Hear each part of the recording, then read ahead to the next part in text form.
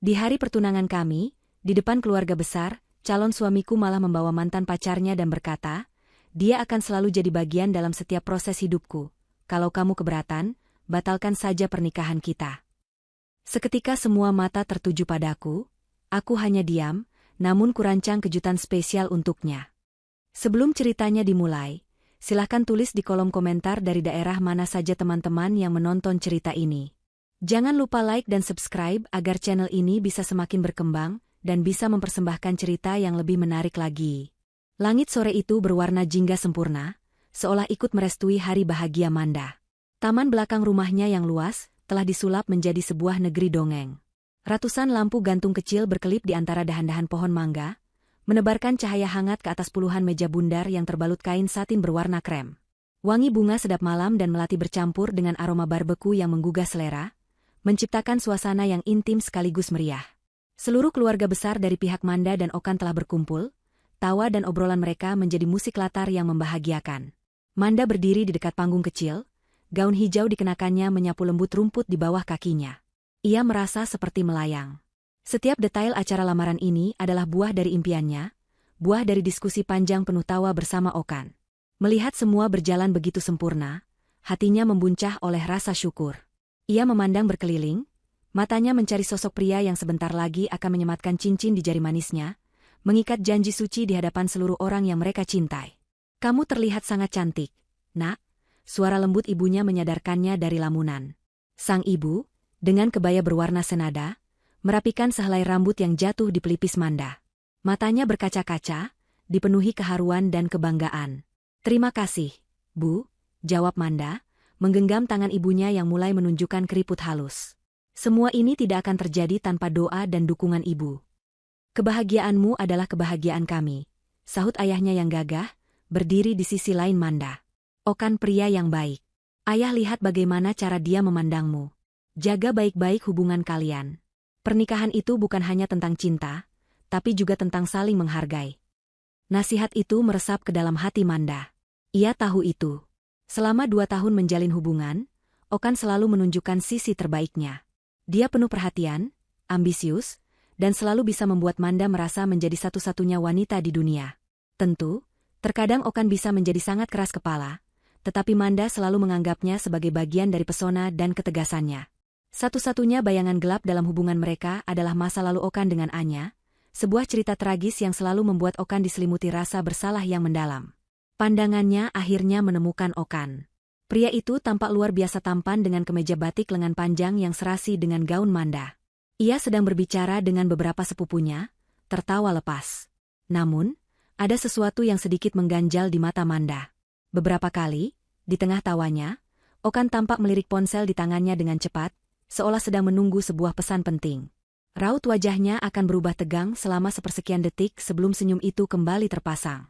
Manda mencoba menepis perasaan aneh itu. Mungkin ia teringat lagi soal masa lalunya dengan Anya, tentang penyakit itu. Rasa bersalahnya memang sebesar itu. Manda berjalan menghampiri calon suaminya, senyumnya terkembang lebar. Sayang, dari tadi aku cariin, sapa Manda lembut. Okan sedikit terkejut, lalu segera merangkul pinggang Manda dan mencium keningnya. Aku di sini, cuma ngobrol sebentar sama mereka. Kamu kenapa? Kelihatan cemas. Justru Manda merasa Okan yang cemas. Aku tidak apa-apa. Kamu yang kenapa? Sepertinya gelisah sekali, terus melihat ponsel.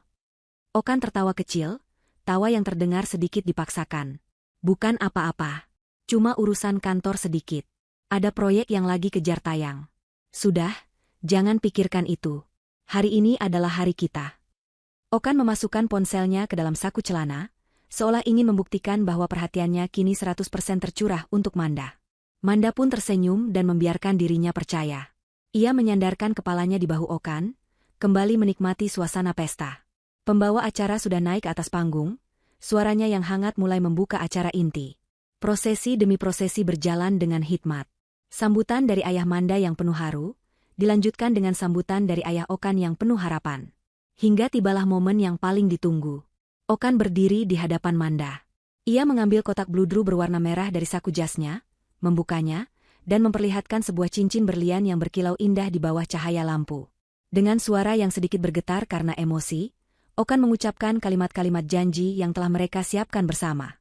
Manda, di hadapan kedua keluarga kita, di hadapan Tuhan, aku berjanji untuk selalu mencintaimu, menjagamu dalam suka dan duka, dalam sehat dan sakit.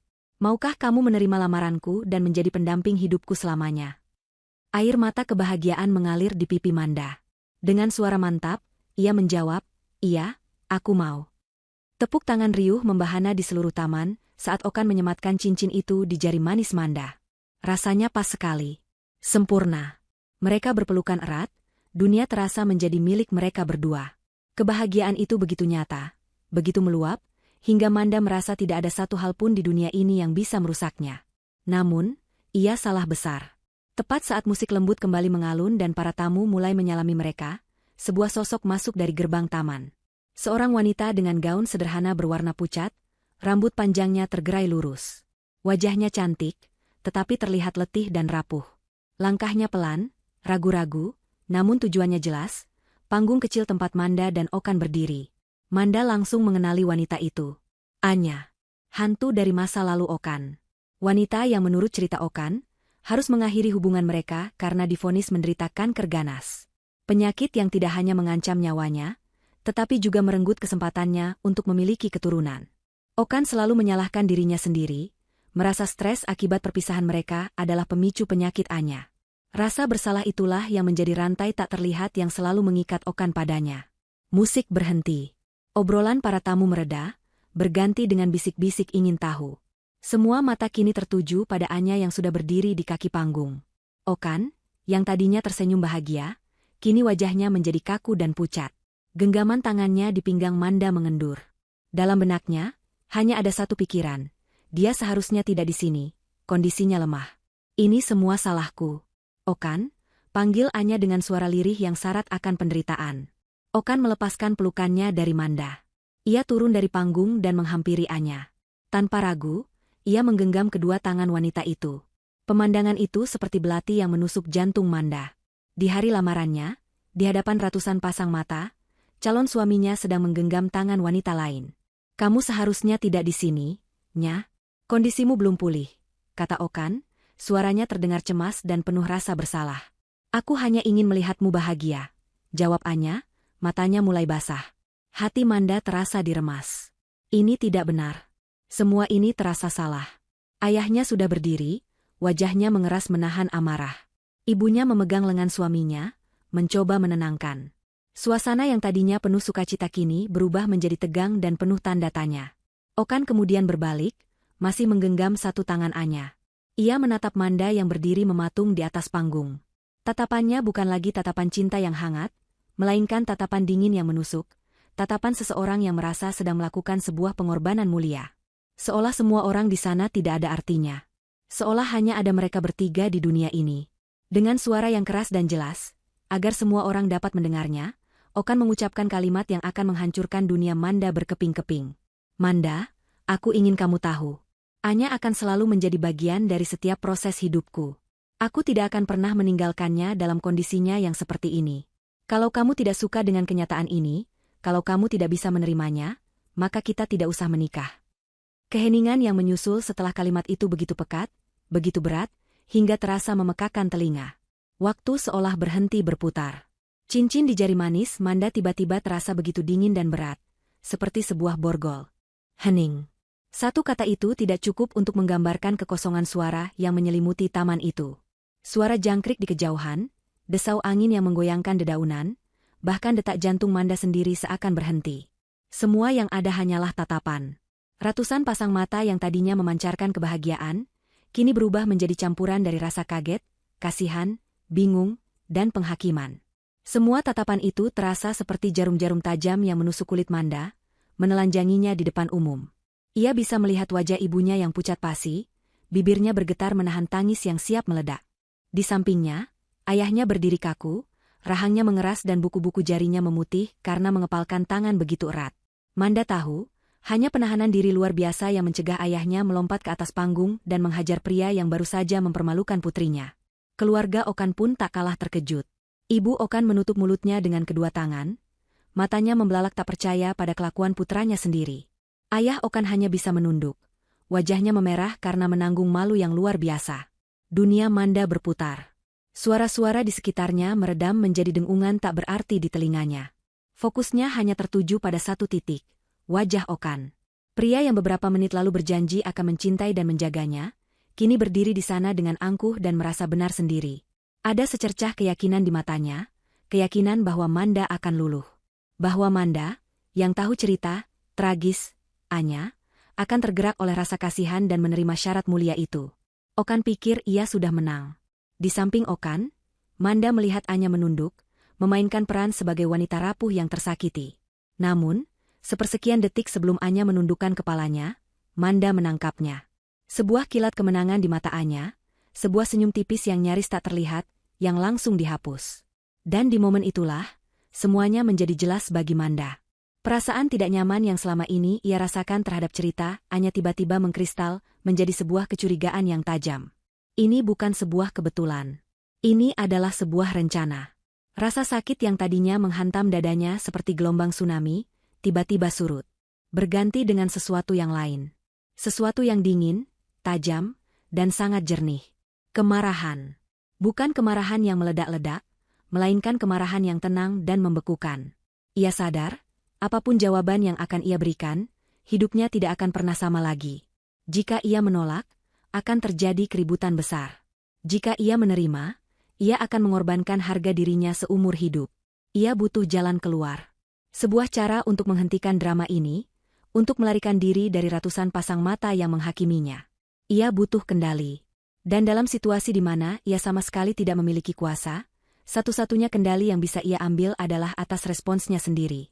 Manda menarik napas dalam-dalam, mengumpulkan sisa-sisa kekuatan yang ia miliki.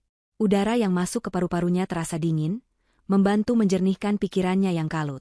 Ia mengangkat dagunya, menatap lurus langsung ke mata Okan, mengabaikan Anya yang berdiri seperti bayangan di sampingnya. Ia tidak akan memberikan kepuasan pada wanita itu dengan melihatnya menangis atau histeris. Lalu, dengan suara yang terdengar mengejutkan, bahkan bagi dirinya sendiri, suara yang jelas, tenang, meskipun sedikit bergetar, ia memberikan jawabannya. Baiklah. Satu kata. Hanya satu kata itu yang keluar dari bibirnya. Kata itu menggantung di udara, sama beratnya dengan keheningan yang baru saja pecah. Para tamu yang tadinya menahan napas, kini menghembuskannya dengan kaget. Bukan ini jawaban yang mereka harapkan.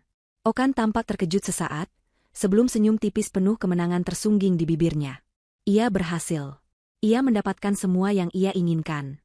Namun, saat ia melihat lebih dalam ke mata Manda, senyumnya memudar. Tidak ada cinta di sana. Tidak ada kelegaan. Yang ada hanyalah kekosongan yang dingin. Manda tidak memberikan reaksi lebih lanjut. Setelah mengucapkan satu kata itu, ia tersenyum. Senyum yang paling aneh yang pernah ia tunjukkan. Itu adalah senyum tipis yang penuh teka-teki, senyum seseorang yang sudah melihat akhir dari sebuah permainan. Kemudian, dengan gerakan yang anggun dan sama sekali tidak tergesa-gesa, ia berbalik. Ia berjalan melewati meja-meja tamu, melewati wajah-wajah yang menatapnya dengan iba dan bingung. Punggungnya lurus, langkahnya mantap. Ia masuk ke dalam rumah, menaiki tangga menuju kamarnya. Begitu pintu kamarnya tertutup di belakangnya, suara dunia luar lenyap. Keheningan di dalam kamarnya terasa berbeda.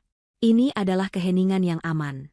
Punggungnya bersandar di pintu, dan kakinya akhirnya terasa lemas. Ia melorot ke lantai, tetapi ia tidak menangis. Air mata terasa seperti sebuah kemewahan yang tidak bisa ia berikan untuk pria seperti Okan. Amarah yang dingin kini mulai membara dengan hebat. Baiklah, bisiknya pada diri sendiri. Baiklah, Okan. Kamu sudah menunjukkan siapa dirimu sebenarnya. Baiklah, kamu sudah memilih. Dan sekarang, giliranku yang akan memilih. Setelah duduk dalam diam selama beberapa menit, Manda bangkit. Ia tidak menyalakan lampu kamarnya yang terang, hanya lampu meja kecil yang temaram. Ia berjalan ke meja belajarnya, duduk, dan membuka laptopnya. Cahaya putih dari layar menerangi wajahnya yang pucat namun penuh tekad. Jarinya menari di atas papan ketik. Ia membuka peramban internet. Ia tidak mencari sembarang informasi. Ia mencari detail spesifik dari cerita yang selama ini Okan sampaikan padanya. Efek samping kemoterapi terhadap kesuburan wanita. Penyebab kanker ovarium pada usia muda. Rumah sakit rujukan kanker terbaik di Indonesia. Ia membaca artikel demi artikel, membandingkan informasi dari situs medis terpercaya dengan cerita versi Okan. Okan pernah bilang pengobatan hanya membuatnya mandul. Artikel-artikel itu memang membenarkan adanya risiko tersebut, tapi ada banyak program dan prosedur untuk menjaga kesuburan yang bisa ditempuh sebelum memulai kemoterapi. Apakah Anya pernah mencobanya? Okan pernah bilang penyakit Anya kambuh karena stres. Ia mencari jurnal medis, mencoba menemukan korelasi langsung antara stres psikologis dengan kekambuhan kanker ovarium. Hubungannya ada, tapi tidak sesederhana itu. Ketukan pelan di pintu kamarnya membuyarkan konsentrasinya. Manda? Sayang? Ini ibu. Boleh ibu masuk? Manda tidak menjawab. Ia tidak sanggup menghadapi tatapan iba dari ibunya saat ini. Ia butuh waktu sendiri. Di luar pintu, kekacauan kecil terjadi. Ayahnya ingin mendobrak pintu. Kakak laki-lakinya, Arya, menahannya. Ayah, jangan. Beri Manda waktu. Dia lebih kuat dari yang kita kira. Dia butuh ruang untuk bernapas. Di dalam kamarnya, Manda terus mencari. Ia memasukkan nama Anya ke dalam mesin pencarian, mencoba menemukan jejak digital apapun. Hasilnya nihil. Hingga akhirnya, ia menemukan sebuah tautan lama, sebuah artikel dari blog kesehatan lokal beberapa tahun lalu tentang acara penggalangan dana untuk penderita kanker. Di salah satu fotonya, ada Anya, tersenyum ke kamera, dengan keterangan nama di bawahnya. Manda memperbesar foto itu. Lalu ia melihat nama rumah sakit yang menjadi sponsor acara tersebut. Itu adalah rumah sakit swasta kecil yang tidak terlalu terkenal, bukan salah satu dari daftar rumah sakit rujukan kanker terbaik yang baru saja ia baca. Sebuah kejanggalan. Naluri Manda mengatakan ini adalah sebuah petunjuk. Dengan jari yang sedikit gemetar, ia mengetik nama rumah sakit itu, mencari tahu lebih banyak. Dan saat itulah ia menemukan sesuatu yang membuatnya menahan napas. Di halaman profil rumah sakit itu, tertera daftar layanan unggulan mereka, bedah kosmetik, dermatologi, dan program diet. Tidak ada satupun kata tentang pusat onkologi atau fasilitas perawatan kanker. Ini adalah retakan pertama yang sangat besar dalam dinding kebohongan yang selama ini ia percayai. Seminggu setelah hari yang seharusnya menjadi hari paling bahagia dalam hidup Manda, sebuah perang dingin yang aneh berlangsung. Di dunianya, Okan bertingkah seolah-olah sebuah kemenangan besar baru saja diraih. Ia terbangun pada hari Minggu pagi dengan perasaan lega yang membentang di dadanya. Ia telah melakukan hal yang benar. Ia telah bersikap sebagai ksatria, tidak meninggalkan wanita yang rapuh dan sakit demi kebahagiaannya sendiri. Ia telah memberikan ultimatum, dan Manda, dengan jawaban, baiklah, nya, telah menerimanya. Dalam benaknya, ia adalah seorang pahlawan tragis.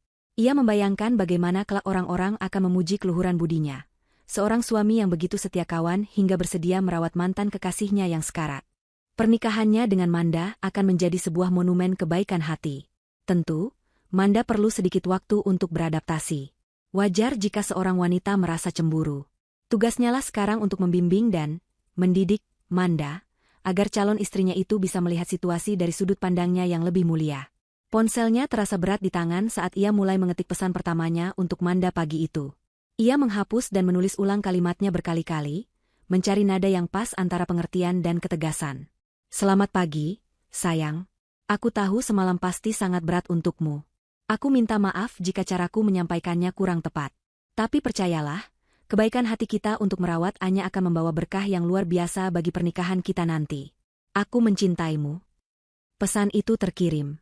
Centang 2 biru muncul seketika. Okan tersenyum puas. Manda sudah membacanya. Ia menunggu balasan. 1 menit. 5 menit. 30 menit. Tidak ada balasan. Okan mencoba menenangkan dirinya.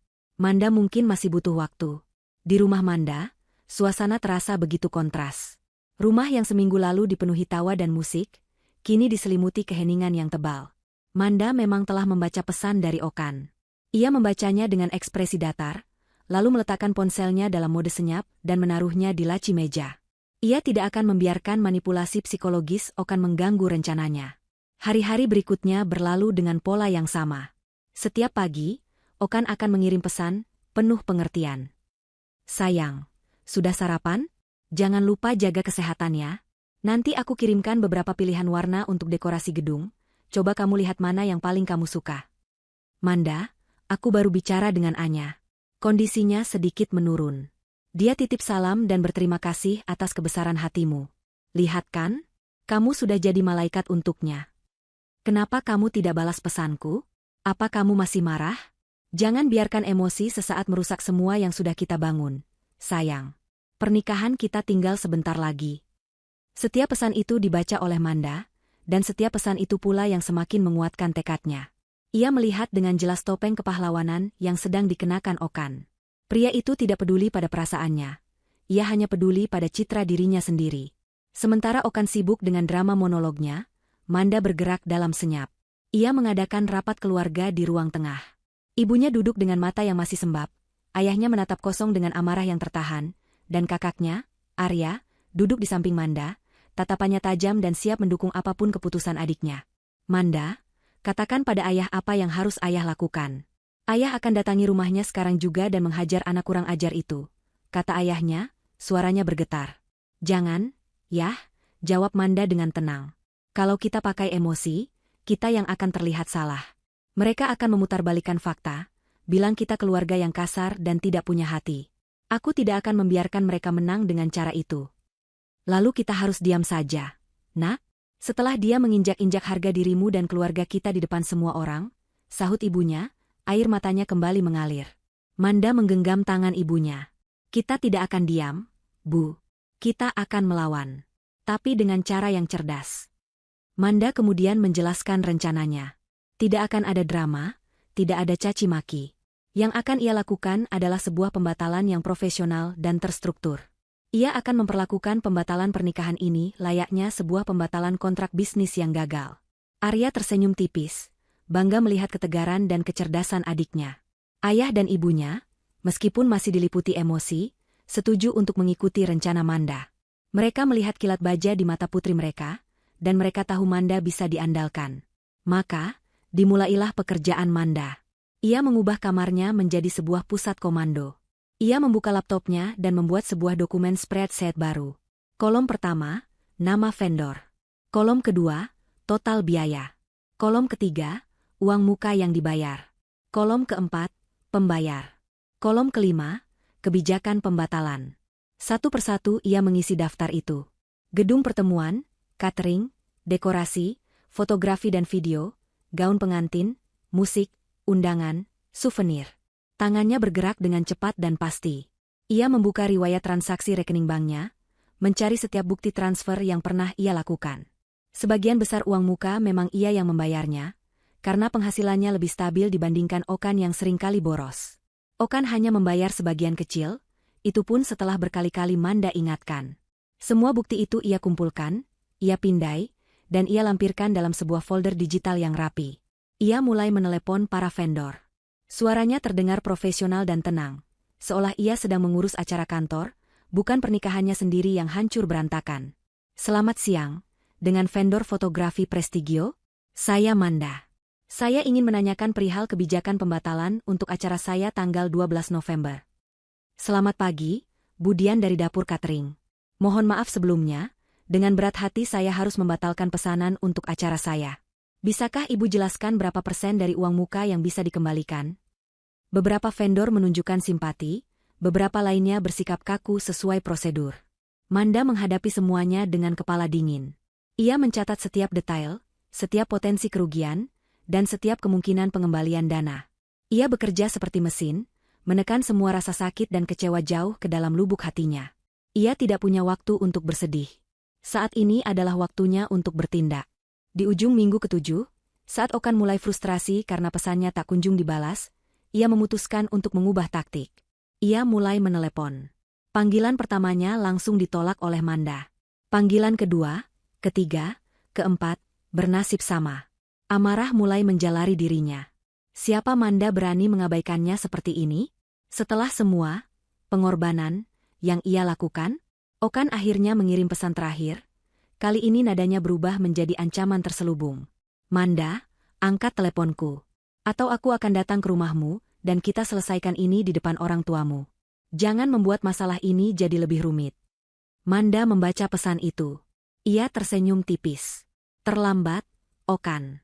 Masalah ini memang akan diselesaikan di depan orang tuaku. Tapi bukan dengan caramu, melainkan dengan caraku. Dengan jarinya yang mantap, Manda membuka aplikasi pesan di laptopnya.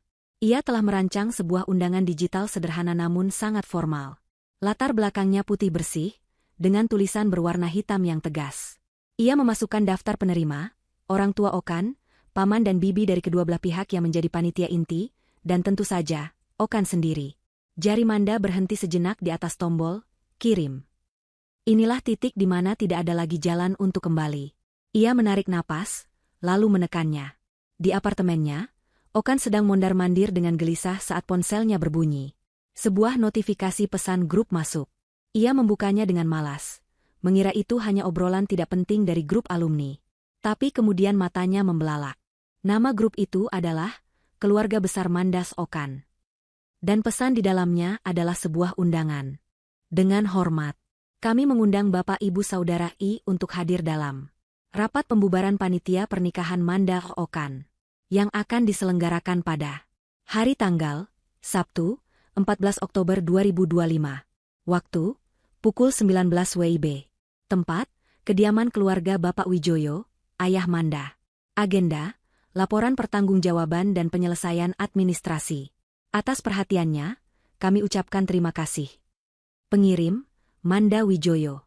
Okan membaca undangan itu sekali, 2 kali, 3 kali.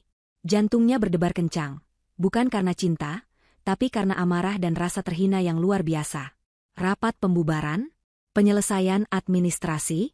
Apa maksud semua ini? Manda berani melakukan ini di belakangnya? Tanpa persetujuannya?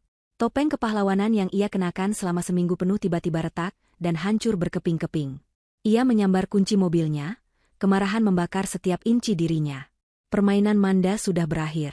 Sekarang, Manda akan menghadapi Okan yang sebenarnya. Malam rapat itu tiba dengan cepat. Ruang tamu di rumah Manda yang biasanya hangat dan penuh dengan pernak-pernik keluarga, kini terasa kaku dan formal. Sofa dan kursi tambahan diatur membentuk huruf U, menghadap sebuah meja di tengah ruangan. Di atas meja itu, tidak ada kue atau minuman selamat datang. Hanya ada sebuah laptop, proyektor yang mengarah ke dinding putih, dan beberapa map berwarna biru yang tertata rapi. Suasananya lebih mirip ruang rapat dewan direksi daripada ruang keluarga. Manda duduk di kursi utama, diapit oleh ayah dan ibunya. Kakaknya, Arya, berdiri sedikit di belakang, posturnya protektif. Di salah satu sudut, duduk seorang pria parubaya yang tenang dan berwibawa. Itu adalah Paman Manda, seorang pengacara yang sengaja diundang sebagai penasihat hukum keluarga, meskipun kehadirannya tidak diumumkan secara formal dalam undangan. Manda sendiri tampak sangat berbeda. Ia tidak mengenakan gaun atau pakaian manis. Ia mengenakan blus putih berkerah tinggi dan celana panjang hitam, rambutnya diikat rapi ke belakang. Riasannya minimalis, namun tatapan matanya tajam dan fokus. Ia siap untuk berperang. Pintu depan terbuka, dan Okan masuk bersama kedua orang tuanya. Wajah Okan merah padam, napasnya sedikit terengah, jelas sekali ia datang dengan amarah yang meluap. Ia bahkan tidak repot-repot menyapa orang tua Manda. Matanya langsung tertuju pada Manda. Apa maksud semua ini, Manda? Rapat pembubaran? Kamu pikir kamu siapa bisa mengambil keputusan sepihak seperti ini? Pernikahan ini bukan cuma milikmu. Hardik Okan, suaranya menggema di ruangan yang hening. Ayah Manda sudah hampir berdiri untuk membalas. Tetapi Manda meletakkan tangannya di lengan ayahnya, sebuah isyarat untuk tetap tenang. Ia menatap Okan dengan dingin, sama sekali tidak terintimidasi. Silakan duduk dulu, Okan. Begitu juga Om dan Tante, kata Manda, suaranya datar dan tanpa emosi.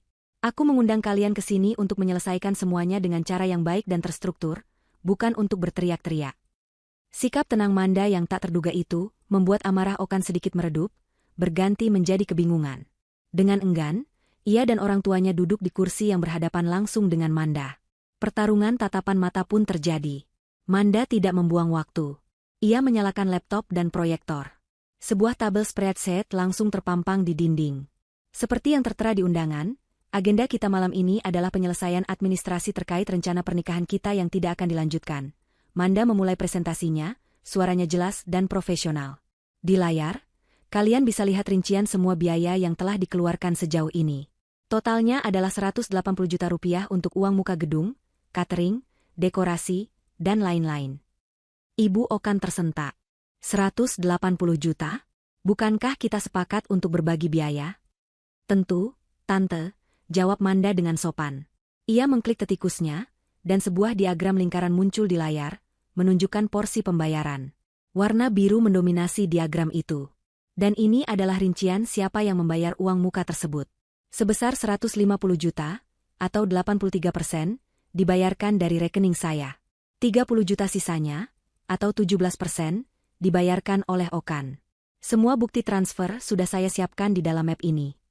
Manda menunjuk map biru di hadapannya. Okan dan keluarganya terdiam. Mereka tidak bisa membantah. Fakta yang disajikan Manda terlalu akurat dan tidak terbantahkan. Sesuai kesepakatan awal kita, semua biaya akan ditanggung bersama 50-50. Lanjut Manda.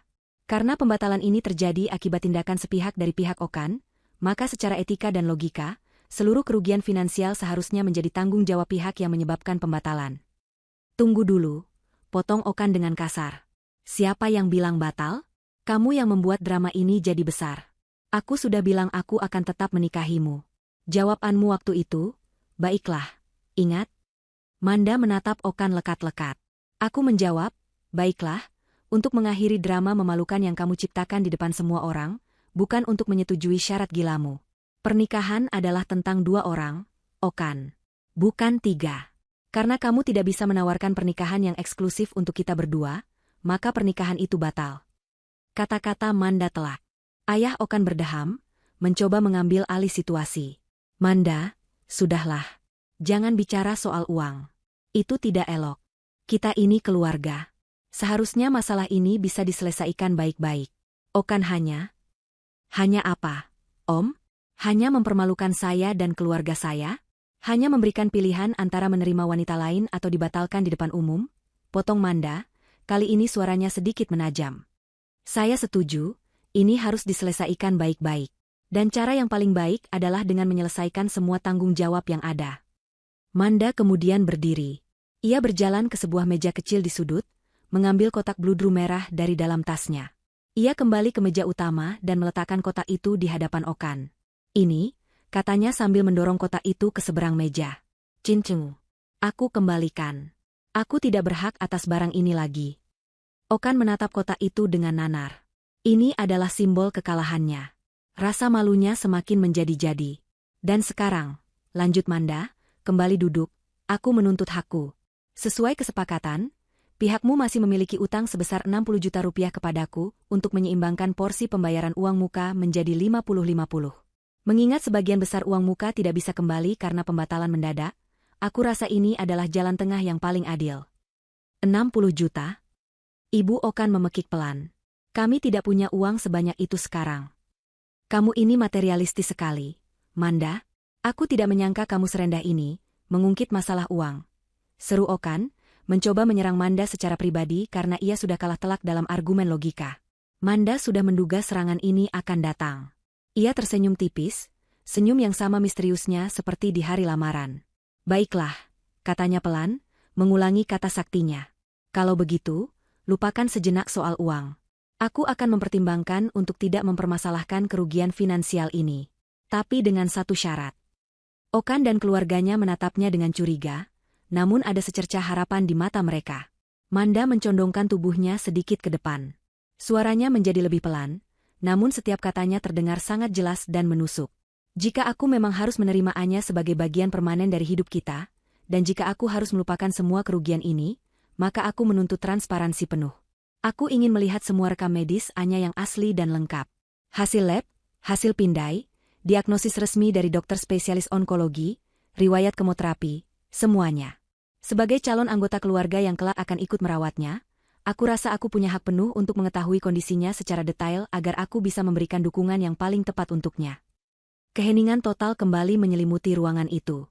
Permintaan Manda begitu logis, begitu masuk akal, sehingga tidak ada celah untuk menolaknya. Jika Anya benar-benar sakit parah, memberikan rekam medisnya seharusnya menjadi hal yang mudah untuk membuktikan ketulusan mereka. Namun, yang terjadi adalah sebaliknya. Wajah Okan berubah dari merah menjadi pucat pasi. Ibunya tampak panik dan gelisah, bertukar pandang dengan suaminya yang juga tampak serba salah. Mereka terpojok. Terjebak dalam sebuah permainan catur di mana Manda baru saja melakukan skakmat. Manda tidak menuduh mereka berbohong. Ia hanya meminta bukti atas cerita yang selama ini mereka gunakan sebagai senjata. Dan keheningan mereka yang mencekam saat itu adalah sebuah jawaban yang lebih keras daripada teriakan manapun. Keheningan yang mengikuti permintaan Manda untuk rekam medis, hanya adalah keheningan yang paling brutal. Itu adalah suara kebohongan yang terpojok, kepanikan yang tak terucap. Okan dan kedua orang tuanya duduk membeku, wajah mereka adalah kanvas dari rasa malu, keterkejutan, dan ketakutan. Mereka tidak punya jawaban. Tidak ada argumen balasan. Mereka telah kalah telak, bukan oleh emosi, tetapi oleh logika dingin yang tak terbantahkan. Setelah beberapa saat yang terasa seperti selamanya, ayah Okan berdeham, memecah keheningan yang menyiksa. Kami rasa pertemuan ini sudah selesai, katanya dengan suara serak, tidak berani menatap mata siapapun.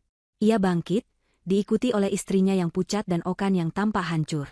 Mereka berjalan keluar dari rumah Manda, tanpa mengucapkan sepatah kata pamit pun, seperti prajurit yang melarikan diri dari medan perang. Pintu yang tertutup di belakang mereka terasa seperti sebuah vonis. Di dalam mobil, barulah bendungan amarah dan saling menyalahkan itu jebol.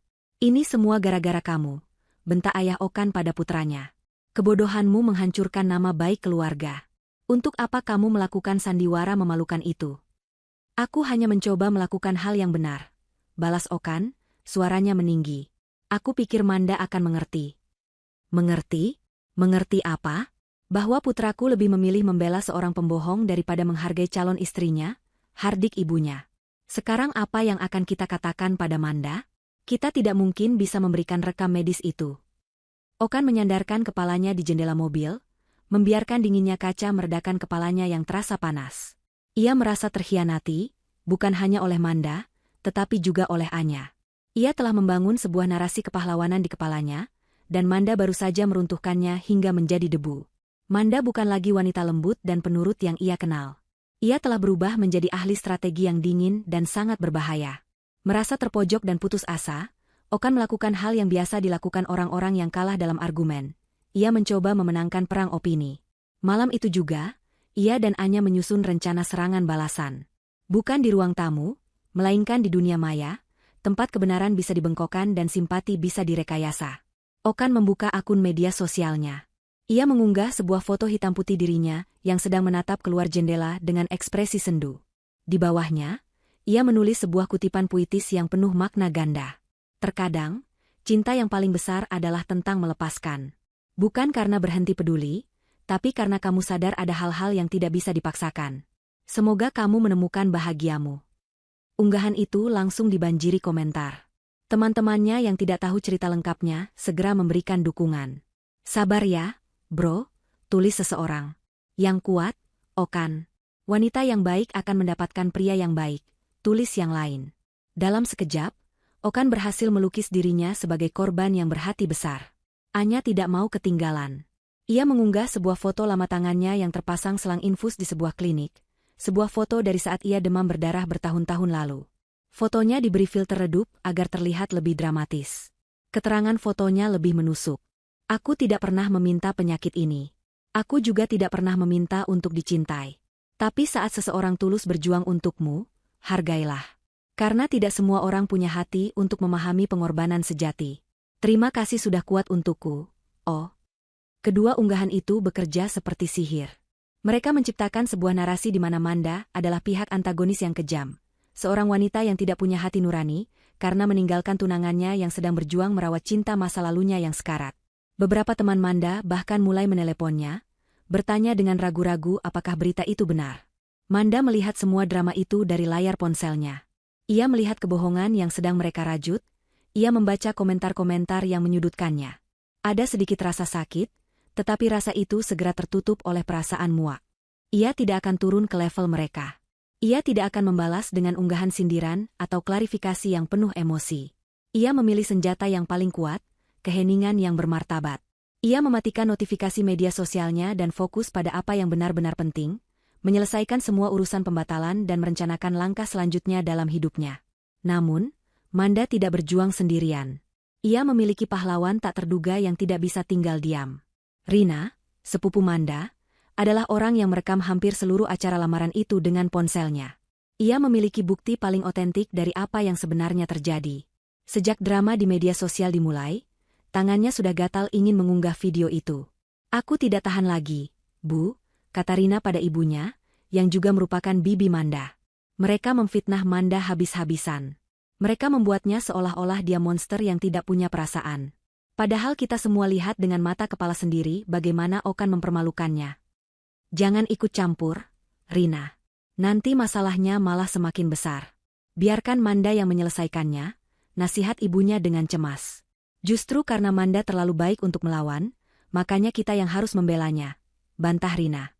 Malam itu, setelah melihat unggahan infus Anya yang penuh kepalsuan, kesabarannya habis. Ia membuka galeri videonya, mencari satu klip spesifik. Durasinya hanya 32 detik. Klip itu dimulai dengan Okan yang menggenggam tangan Anya, dan berakhir setelah ia mengucapkan ultimatumnya yang arogan. Kualitas suaranya jernih dan jelas. Tanpa ragu lagi, Rina mengunggah video itu ke akun media sosialnya. Ia tidak menambahkan musik dramatis atau editan yang berlebihan. Hanya video mentah apa adanya. Namun, keterangan yang ia tulis singkat, padat, dan sangat menusuk. Untuk semua yang bertanya-tanya dan termakan drama di media sosial. Ini yang sebenarnya terjadi di acara lamaran sepupuku, Manda. Dengar baik-baik kalimat yang diucapkan oleh Okan. Biar semua orang tahu siapa korban yang sebenarnya di sini. Ia menekan tombol, unggah. Awalnya tidak terjadi apa-apa. Hanya beberapa teman dekatnya yang menyukai dan berkomentar. Namun kemudian, satu orang membagikannya. Lalu 10. Lalu 100. Video itu, dengan kekuatan kebenarannya yang telanjang, mulai menyebar seperti api di musim kemarau. Setiap orang yang menontonnya bisa mendengar dengan jelas arogansi dalam suara Okan. Mereka bisa melihat konteks kejadian yang sebenarnya. Badai yang tadinya diarahkan pada Manda, kini berbalik arah dengan kekuatan 10 kali lipat, siap menerjang Okan dan Anya. Dunia maya tidak kenal ampun. Video berdurasi 32 detik itu menjadi viral dalam semalam. Pagi harinya, video itu sudah dibagikan ribuan kali, ditonton oleh ratusan ribu orang, dan dipenuhi oleh ribuan komentar pedas. Narasi yang susah payah dibangun oleh Okan dan Anya hancur dalam sekejap. Unggahan, puitis, Okan kini terlihat seperti omong kosong seorang manipulator. Foto infus Anya kini dicap sebagai aksi mencari simpati yang murahan. Tagar karma untuk Okan dan Manda berhak bahagia mulai menjadi tren. Kolom komentar di akun Okan dan Anya dibanjiri hujatan. Wow, jadi ini, pengorbanan, yang kamu maksud? Mempermalukan calon istrimu di depan semua orang? Pria macam apa kamu ini? Akting sakitnya totalitas banget Mbak Anya. Sampai lupa kalau di era digital semua bisa direkam. Cepat sembuh ya dari penyakit, cari perhatiannya. Salut untuk Manda. Jawaban, baiklah, itu adalah respons paling berkelas yang pernah kulihat. Dia tidak perlu teriak-teriak untuk menunjukkan siapa pemenangnya. Teman-teman yang tadinya memberi simpati pada Okan, kini berbalik arah. Beberapa menghapus komentar dukungan mereka, yang lain mengirim pesan pribadi yang menuntut penjelasan. Dunia Okan terasa jungkir balik. Ia yang tadinya merasa sebagai pahlawan, kini menjadi musuh publik nomor 1. Konsekuensi tidak hanya berhenti di dunia maya. Keesokan harinya di kantor, suasana terasa aneh. Rekan-rekan kerjanya yang biasanya ramah, kini menatapnya dengan pandangan canggung atau menghindarinya sama sekali. Siang harinya, ia dipanggil ke ruangan atasannya. Okan, kata atasannya dengan nada serius, saya tidak ingin ikut campur urusan pribadimu. Tapi video itu sudah menyebar di grup kantor. Beberapa klien penting kita juga sudah melihatnya. Ini menciptakan citra yang sangat tidak baik bagi perusahaan. Untuk sementara, proyek besar yang kamu pimpin akan saya alihkan ke tim lain sampai situasi ini mereda. Itu adalah pukulan telak. Proyek itu adalah hasil kerja kerasnya selama setahun terakhir. Kehilangan proyek itu bukan hanya berarti kehilangan bonus, tetapi juga kehilangan reputasi profesionalnya. Di saat yang sama, ayahnya menelepon dengan suara marah. Beberapa rekan bisnis dan teman komunitasnya menanyakan perihal video memalukan itu, membuat ayahnya harus menanggung malu di lingkungan sosialnya. Kehancuran Okan tidak lagi bersifat abstrak, tetapi sudah sangat nyata dan menyakitkan. Di tengah badai itu, Manda justru menemukan kedamaian. Atas saran Arya, ia menonaktifkan sementara semua akun media sosialnya. Ia tidak ingin menikmati penderitaan Okan, ia hanya ingin melanjutkan hidupnya. Ia sadar, balas dendam terbaik bukanlah dengan melihat orang lain menderita, melainkan dengan menjadi bahagia. Dengan tekad baru, ia mulai fokus pada mimpinya. Sebagian uang muka vendor yang berhasil dikembalikan, ia kumpulkan. Ditambah dengan tabungannya, ia memiliki modal yang cukup untuk memulai sebuah langkah besar. Ia selalu bermimpi memiliki sebuah butik kecil, tempat ia bisa menyalurkan kecintaannya pada mode dan desain. Dulu, rencana ini selalu ia tunda karena ingin fokus pada persiapan pernikahan. Sekarang, tidak ada lagi yang menahannya. Ia mulai mencari-cari ruko kecil yang disewakan. Proses ini membawanya bertemu dengan seorang agen properti yang direkomendasikan temannya. Namanya Ardi. Seorang pria yang tenang, profesional, dan memiliki senyum yang tulus. Berbeda dengan Okan yang selalu meledak-ledak dan mendominasi, Ardi adalah seorang pendengar yang baik. Jadi, konsep butik yang Ibu Manda inginkan seperti apa? Tanya Ardi saat mereka mengunjungi sebuah lokasi potensial di sebuah jalan yang cukup ramai. Saya ingin butik yang tidak terlalu besar, tapi terasa hangat dan personal. Dengan sentuhan gaya minimalis tapi tetap elegan. Jelas Manda dengan antusias, matanya berbinar saat membayangkan mimpinya. Ardi mengangguk-angguk, mendengarkan dengan saksama. Saya mengerti. Lokasi ini sepertinya cocok. Cahaya mataharinya bagus di sore hari. Saya punya kenalan desainer interior yang hebat, jika Ibu butuh bantuan untuk tata letak. Interaksi mereka murni profesional, tetapi Manda merasa nyaman. Ardi tidak mengenalnya, ia tidak tahu drama yang baru saja Manda lalui. Di mata Ardi, ia hanyalah seorang calon pengusaha yang penuh semangat. Dan citra baru itu terasa sangat menyegarkan. Menjadi Manda si perintis butik, bukan Manda korban drama lamaran. Sementara itu, Okan semakin terpuruk dalam keputusasaan. Reputasinya hancur, pekerjaannya terancam, dan hubungannya dengan Anya pun mulai retak karena tekanan dari segala arah. Suatu malam, saat ia tidak bisa tidur, ia membuka akun media sosial Rina, sepupu Manda. Di sana, ia melihat sebuah unggahan baru. Foto Manda yang sedang tersenyum lebar sambil memegang kunci sebuah ruko. Keterangan fotonya berbunyi, "Selamat untuk langkah barunya, Kak Manda. Tidak sabar melihat butik impianmu terwujud. Awal baru wanita hebat." Melihat Manda tersenyum begitu lepas, begitu bahagia, tanpa dirinya, sebuah perasaan aneh menusuk hati Okan. Bukan lagi amarah, melainkan penyesalan yang pedih bercampur dengan rasa iri. Ia telah membuang wanita itu. Ia telah menghancurkan masa depan mereka demi sebuah kebohongan dan egonya sendiri. Ia menyadari bahwa ia tidak hanya kehilangan seorang tunangan, ia telah kehilangan jangkar dalam hidupnya. Dengan tangan gemetar, Okan mencari nomor Manda. Ia sudah tidak peduli lagi dengan harga dirinya. Ia hanya ingin mendengar suara Manda, ingin meminta maaf, ingin memutar kembali waktu.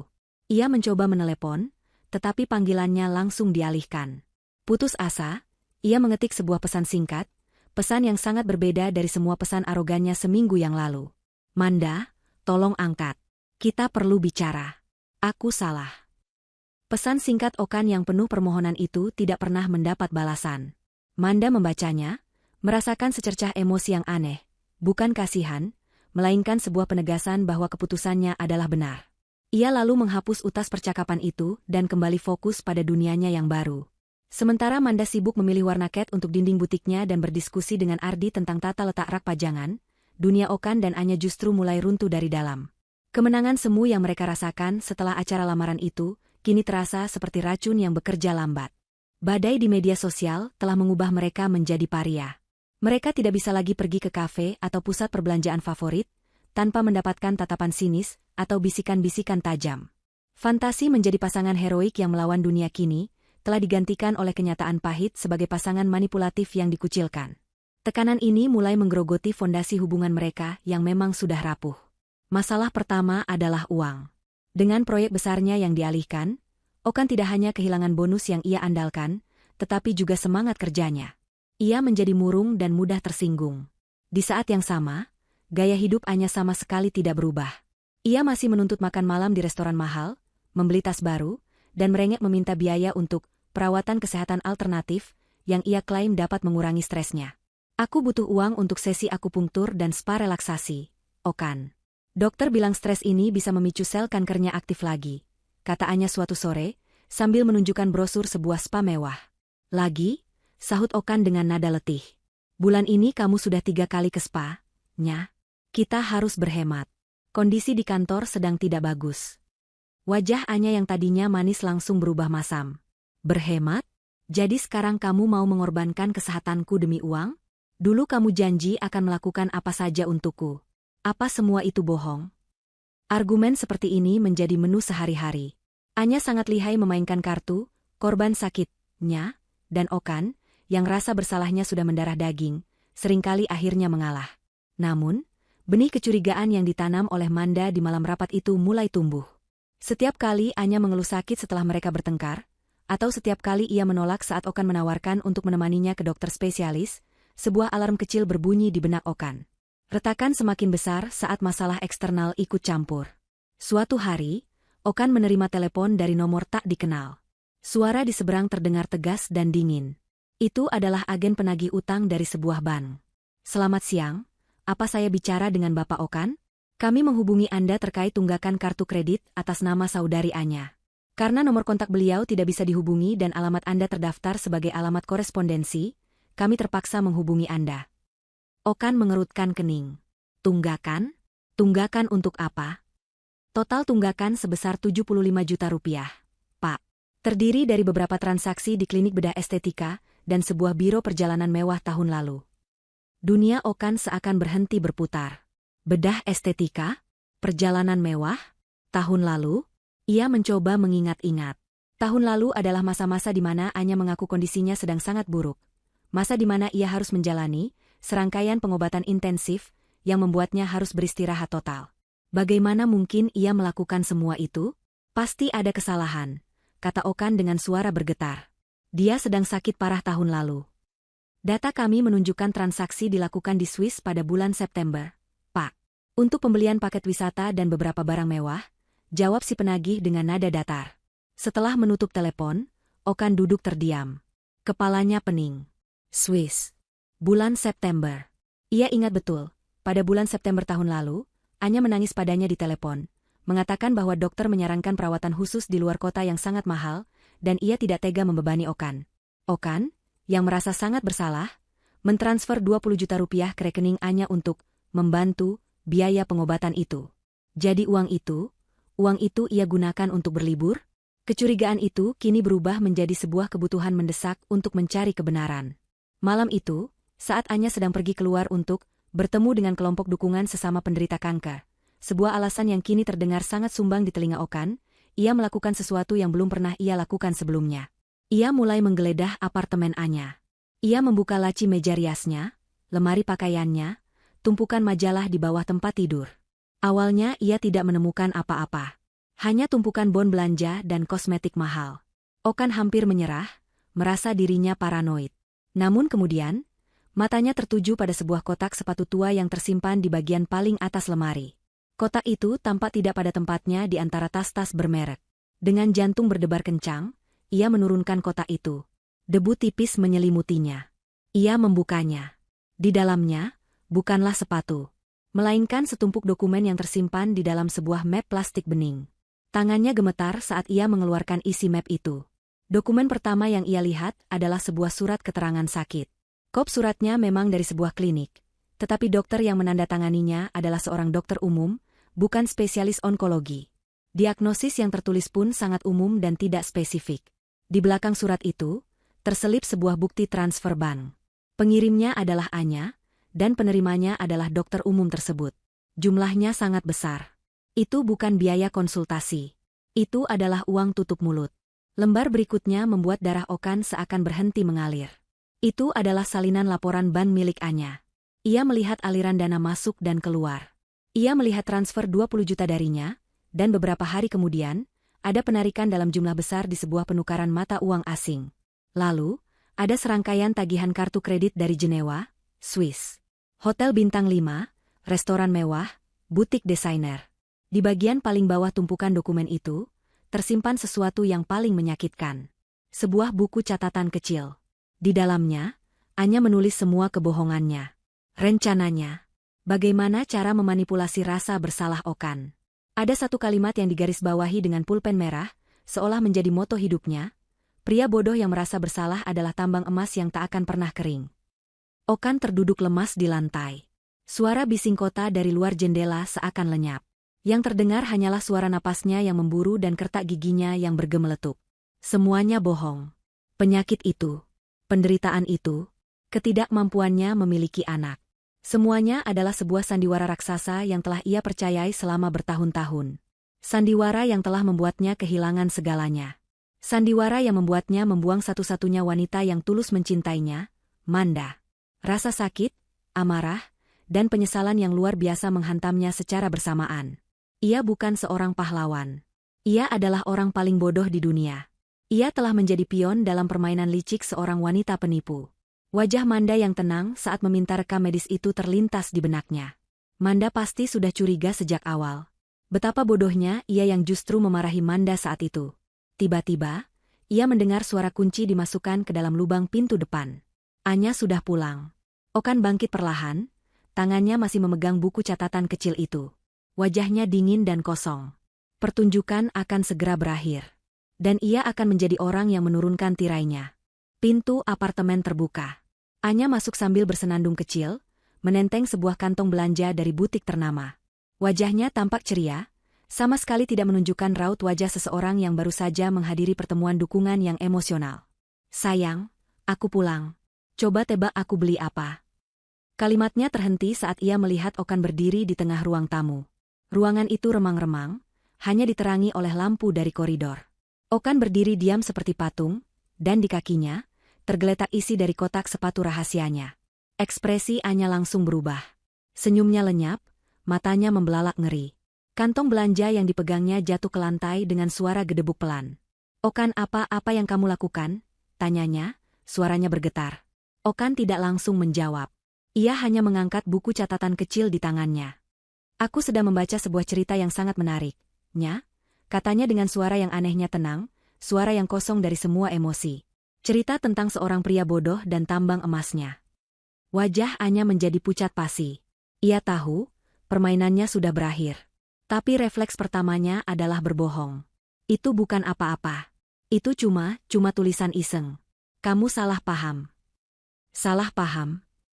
Okan tertawa, tetapi tawa itu terdengar seperti ringkikan penuh luka. Ia berjalan mendekat, mengambil bukti transfer ke dokter umum itu dan laporan bank dari Swiss. "Lalu ini apa? Biaya pengobatan di Swiss? Sejak kapan bedah hidung dan belanja tas desainer dihitung sebagai kemoterapi?" Anya mundur selangkah. Otaknya bekerja cepat, mencari jalan keluar. Ia memutuskan untuk mencoba senjata andalannya untuk terakhir kali, air mata dan manipulasi. "Aku bisa jelaskan," isaknya, air mata langsung membanjiri pipinya. Aku memang tidak sakit kanker. Tapi aku sakit, Okan. Aku sakit hati. Saat kamu meninggalkanku dulu, duniaku hancur. Aku melakukan semua ini karena aku sangat mencintaimu dan tidak mau kehilanganmu. Jika ini terjadi sebulan yang lalu, Okan mungkin akan luluh. Tapi tidak lagi. Ia sudah melihat kebenaran yang telanjang, dan semua air mata Anya kini terlihat palsu dan menjijikan. "Cinta?" desisnya. "Kamu menyebut penipuan ini cinta? Kamu membiarkanku hidup dalam rasa bersalah selama bertahun-tahun. Kamu membuatku menghancurkan hubunganku dengan wanita yang baik. Kamu membuatku mempermalukan keluargaku. Semua itu karena cinta?" Melihat air matanya tidak mempan, topeng rapuh Anya mulai retak. Kepanikan di matanya berganti dengan kilat amarah yang dingin. "Ya, memangnya kenapa?" hardiknya, suaranya kini tajam dan tidak lagi dibuat-buat. "Salahmu sendiri. Salahmu sendiri kenapa kamu begitu bodoh dan mudah sekali dibohongi. Pria sepertimu memang pantas untuk dimanfaatkan." Pengakuan itu, yang diucapkan dengan begitu enteng dan tanpa penyesalan, adalah tamparan terakhir bagi Okan. Wanita yang selama ini ia puja sebagai martir yang rapuh, kini berdiri di hadapannya sebagai monster yang sebenarnya. Semua sisa perasaan yang ia miliki untuk Anya menguap seketika, berganti menjadi rasa muak yang tak terkira. "Keluar," kata Okan dengan suara rendah dan berbahaya. "Apa? Ini juga apartemenku." "Aku bilang, keluar," bentak Okan, amarahnya akhirnya meledak. Ia menyambar tas dan kantong belanjaannya, melemparkannya keluar pintu. "Ambil barang-barangmu dan pergi dari hidupku. Jangan pernah tunjukkan wajahmu lagi di hadapanku." Anya menatapnya dengan kebencian murni. Tidak ada lagi air mata. "Baik, aku akan pergi. Tapi jangan harap kamu bisa kembali pada Manda. Wanita seperti dia tidak akan pernah mau menerima kembali pria bodoh dan lemah sepertimu." Setelah melemparkan hinaan terakhirnya, Anya pergi, membanting pintu di belakangnya. Okan ditinggal sendirian di tengah apartemen yang berantakan, dikelilingi oleh puing-puing kebohongan. Keheningan yang menyusul terasa lebih menyakitkan daripada teriakan mereka tadi. Ia jatuh terduduk di sofa, menutupi wajahnya dengan kedua tangan. Semuanya hilang. Manda, Anya, karirnya, harga dirinya, keluarganya yang kini menanggung malu. Ia telah mengorbankan segalanya untuk sebuah ilusi. Penyesalan yang ia rasakan begitu besar, begitu menyesakan, hingga ia merasa sulit bernapas. Bayangan wajah Manda terus berkelebat di benaknya. Wajah Manda saat menerima cincinnya dengan bahagia. Wajah Manda yang tenang dan dingin saat membongkar kelemahannya di ruang rapat. Wajah Manda yang tersenyum lepas di foto butik barunya. Manda adalah kebenaran, sementara Anya adalah kebohongan. Dan ia dengan bodohnya telah memilih kebohongan. Didorong oleh sisa-sisa keputusasaan, sebuah pikiran gila muncul di kepalanya. Ia harus bertemu Manda. Bukan untuk meminta kembali. Ia tahu itu tidak mungkin. Ia hanya ingin Manda mendengar kebenarannya langsung dari mulutnya. Ia ingin Manda tahu bahwa ia adalah korban penipuan, meskipun ia juga sadar bahwa ia adalah pelaku dari penderitaan Manda. Ia butuh pengampunan, atau setidaknya, sebuah penutupan. Okan menyambar kunci mobilnya. Hujan mulai turun di luar, seolah langit ikut menangisi kebodohannya. Ia mengemudi tanpa arah, hingga akhirnya ia sadar mobilnya sudah terparkir tak jauh dari ruko baru milik Manda. Lampu di dalam butik itu masih menyala. Dari kejauhan, ia bisa melihat siluet Manda di dalam, sedang merapikan beberapa pakaian di rak. Ada orang lain di sana. Seorang pria. Ardi. Mereka tampak tertawa sambil membicarakan sesuatu. Pemandangan itu seperti belati lain yang menusuk jantung Okan. Manda sudah bahagia. Ia sudah melanjutkan hidupnya. Okan menunggu di dalam mobil, membiarkan hujan mengguyur kaca depan. Ia menunggu sampai ia melihat Ardi pamit dan berjalan menjauhi butik. Inilah kesempatannya. Dengan langkah berat, ia keluar dari mobil, membiarkan tubuhnya basah kuyup oleh hujan. Ia berdiri di depan pintu kaca butik itu. Manda, yang sedang mematikan beberapa lampu, melihatnya dan tampak terkejut. Dengan ragu, Manda membuka sedikit pintunya. "Okan, kamu mau apa di sini?" tanya Manda, suaranya waspada. Okan tidak bisa berkata-kata. Ia hanya menatap Manda, wanita yang pernah begitu ia cintai, wanita yang telah ia hancurkan hatinya. Tanpa pikir panjang, ia berlutut di trotoar yang basah, di hadapan Manda.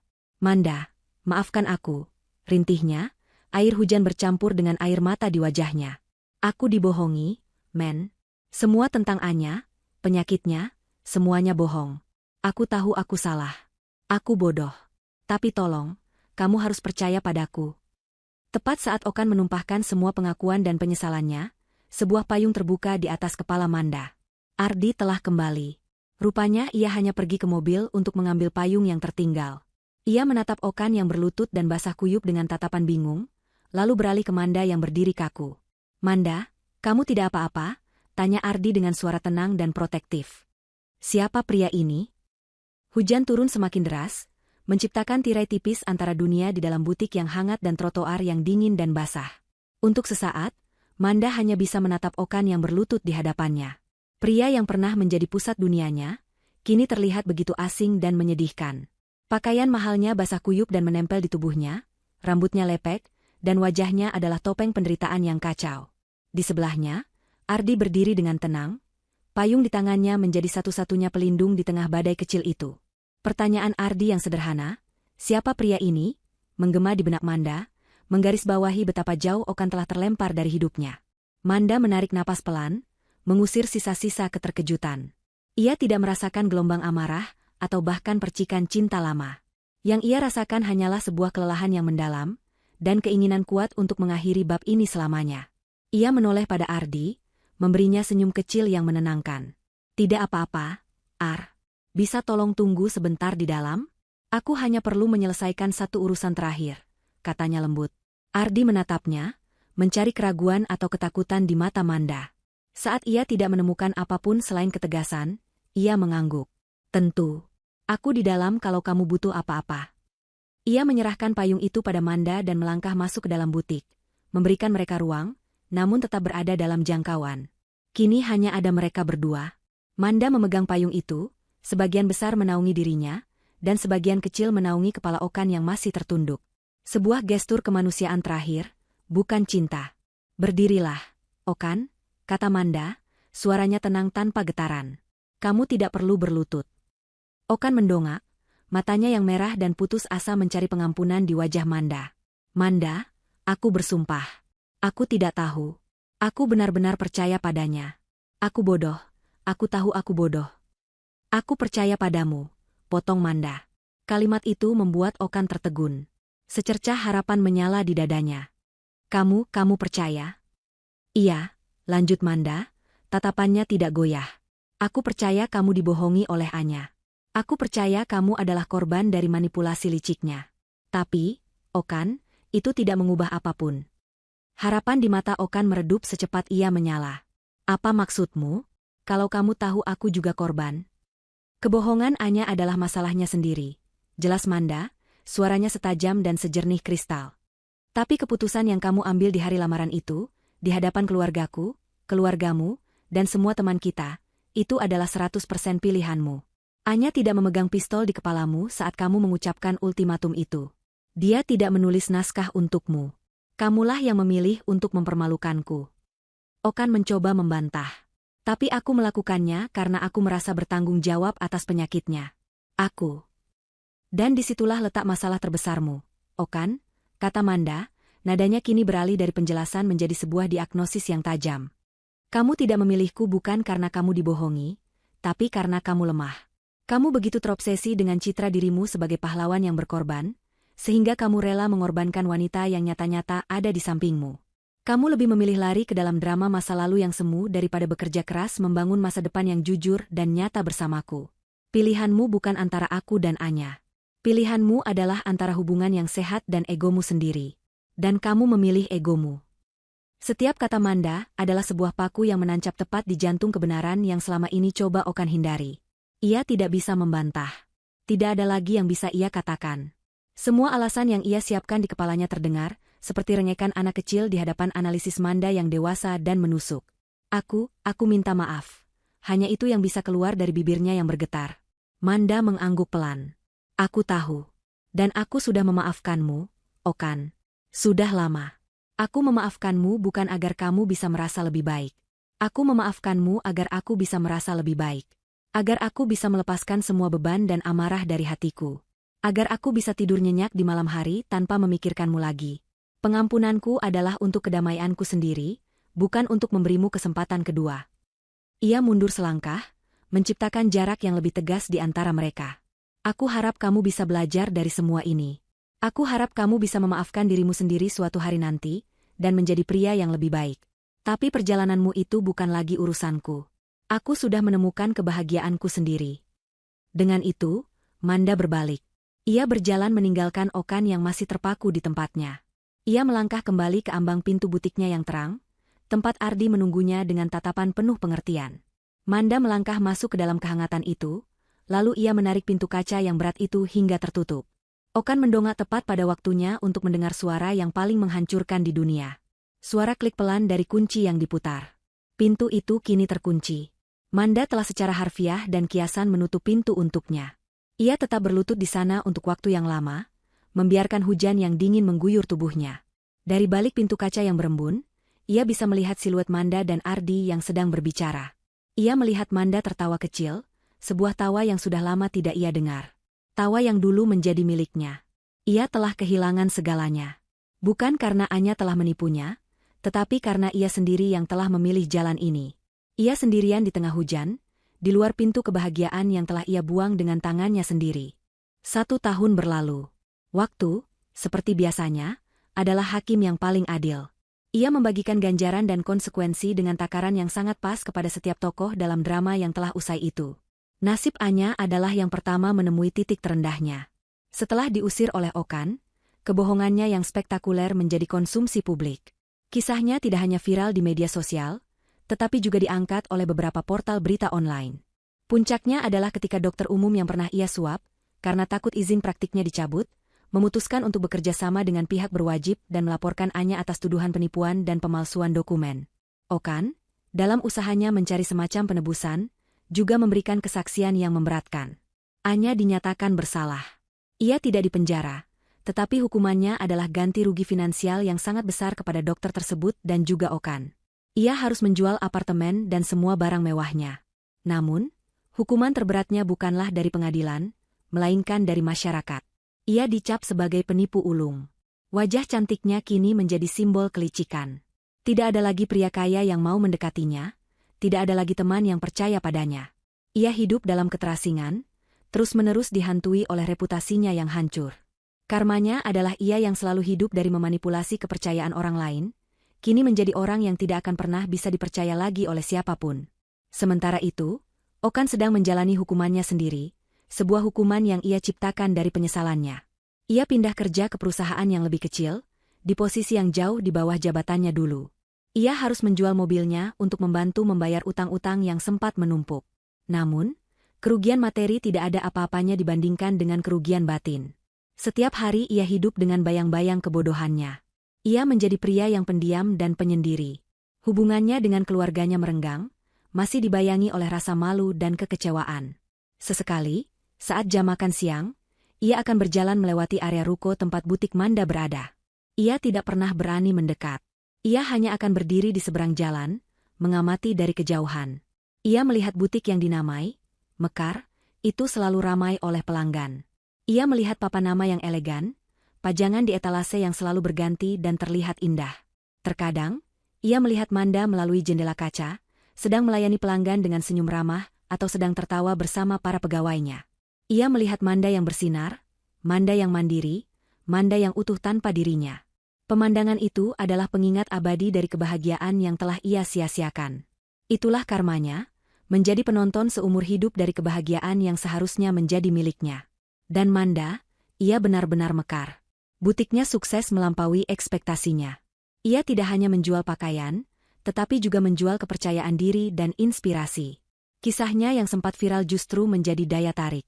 Banyak wanita datang ke butiknya, bukan hanya untuk berbelanja, tetapi juga untuk sekadar bertemu dan menyapanya, melihat secara langsung sosok wanita kuat yang mereka kagumi. Hubungannya dengan Ardi juga berkembang dengan indah. Berbeda dengan hubungannya yang penuh drama dengan Okan, hubungannya dengan Ardi adalah sebuah pelabuhan yang tenang. Mereka membangun ikatan di atas dasar saling menghargai, komunikasi yang jujur, dan dukungan tanpa syarat. Ardi mencintai Manda bukan karena ingin menyelamatkannya, tetapi karena ia mengagumi kekuatan Manda untuk menyelamatkan dirinya sendiri. Mereka adalah partner dalam arti yang sesungguhnya. Malam itu, tepat 1 tahun sejak pembukaan butik Mekar, sebuah perayaan kecil diadakan. Seluruh keluarga Manda berkumpul. Ayah, ibu, dan kakaknya, Arya, menatap Manda dengan penuh kebanggaan. Ardi berdiri di sampingnya, menggenggam tangannya dengan hangat. Di puncak acara, Manda berdiri untuk mengucapkan beberapa patah kata. Terima kasih untuk semua yang sudah datang. Mulainya, suaranya jernih dan penuh rasa syukur. 1 tahun yang lalu, saya memulai semuanya dari nol, dari puing-puing. Banyak orang mengira hidup saya sudah berakhir. Tapi saya belajar satu hal penting. Terkadang, akhir dari sesuatu yang kita pikir adalah segalanya, sebenarnya hanyalah awal dari sesuatu yang jauh lebih baik. Ia menatap Ardi, lalu ke keluarganya. Saya belajar bahwa kebahagiaan sejati tidak datang dari orang lain, tetapi dari keberanian untuk membangunnya sendiri. Butik ini bukan hanya sebuah bisnis. Ini adalah bukti bahwa dari setiap keretakan, selalu ada cahaya yang bisa masuk. Dan dari setiap badai, selalu ada bunga yang bisa kembali mekar. Semua orang bertepuk tangan. Di tengah riuh tepuk tangan itu, Manda tersenyum. Senyumnya begitu tulus, begitu damai, dan begitu penuh kemenangan. Ia tidak lagi memikirkan Okan ataupun Anya. Masa lalu itu hanyalah sebuah bab yang telah lama ia tutup. Kini, ia sedang sibuk menulis bab-bab baru dalam hidupnya, sebuah kisah yang jauh lebih indah, yang ia tulis sendiri dengan tinta kebahagiaan dan harga diri. Dan ia tahu, kisah ini baru saja dimulai.